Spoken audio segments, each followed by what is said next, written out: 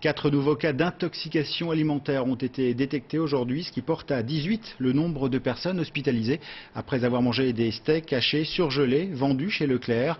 Pratiquement tous sont des enfants du sud-ouest. Les premières analyses ont permis d'isoler une bactérie. Le fournisseur, une usine du Maine-et-Loire, est en cause. Claudine Gilbert. 18 personnes hospitalisées, dont 16 enfants, tous contaminés par du steak haché surgelé. La coupable, Escherichia coli, une bactérie fécale dont l'ingestion peut provoquer une forme gravissime de gastro-entérite. Les malades les plus atteints souffrent de graves insuffisances rénales. L'atteinte rénale reste finalement très dépendante de la réponse immunitaire et de la quantité probablement de toxines ingérées. Donc il y a une plus grande vulnérabilité des jeunes enfants. Ce père de famille vit dans l'angoisse depuis 3 jours. Les reins de sa fillette de 4 ans ont été endommagés. Elle a dû être dialysée. On pensait que c'était une gastro-entérite aiguë.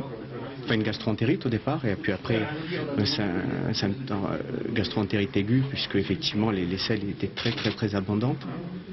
Et puis voilà, après le diagnostic du syndrome hémolytique et urémique est arrivé au bout de 4 jours plus tard.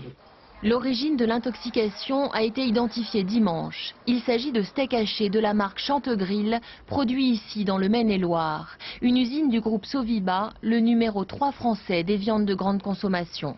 Selon la direction, la contamination pourrait avoir eu lieu le 22 août dernier lors de l'abattage ou du conditionnement d'un lot de 25 bêtes. À l'origine, ça peut être un animal malade, mais ça reste quand même à démontrer. Ça peut être aussi porté par différents vecteurs personnels et autres. En aucun cas, ce qu'on peut affirmer aujourd'hui, c'est que ça touche nos plans de nettoyage ou nos plans de fabrication.